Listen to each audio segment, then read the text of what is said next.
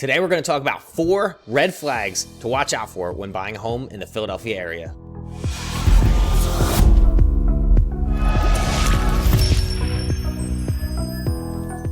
What's up, guys? Steve Bizzogany, Philly's real estate agent. Today's video is going to be a short one, but it's going to be a valuable one. We're going to talk about 4 red flags that you need to look out for in the home buying process. So let's get right into them. Tip number 1, we want to look past the house and into the neighborhood. So like, what is the neighborhood? What does the block look like? Is it a war zone, or is it an established neighborhood, or maybe a mix of both? So, you know, what you want to look. And then also, you want to look at the neighbors. What do the immediate neighbors look like? Are you next to a hoarder, or are you next to like maybe someone who takes better care of their property? So like, it's important to know those things. And then also, if you're buying into a condo association, it's important to know what that condo association is doing financially. Do they have reserves? Do they have a financially strong, bank account set up?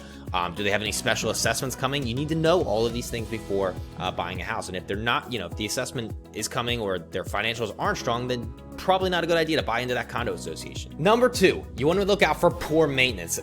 Think of it this way: how someone does one thing is how a person does all things. So if they're not maintaining the house in one area, they're probably not maintaining it everywhere. So that's something to really pay attention to. Number 3, we're going to look into cutting corners. It's very similar to poor maintenance. Again, how someone does one thing is how someone does all things. Are they going to cut corners on the finish work? Are they doing the trim real crappy and maybe they're not repairing some dents and chips and stuff in the drywall? Are they putting cheap countertops in, or they, really flimsy hardware on the cabinets and things, or low-grade tile on the floor? Like, all of those things are really important to look out for. So, again, the stuff behind the walls will reflect what you see in front of the walls. So make sure you pay attention to that as well. Number 4, we're going to talk about smells. So anything bad obviously is a bad thing. So like, if you smell gas or cat pee or dog pee, or any kind of animal urine or smoke, like, that's obviously a bad sign. That turns people off. It decreases the value of the house.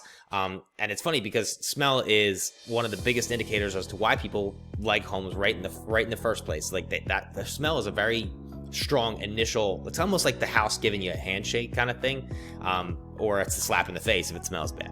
So but another thing to pay attention to is good smells. If it's an overwhelming good smell, not just like a normal good smell, like a nice fragrance, but like an overwhelming, dominating kind of smell, then you don't want to go into that.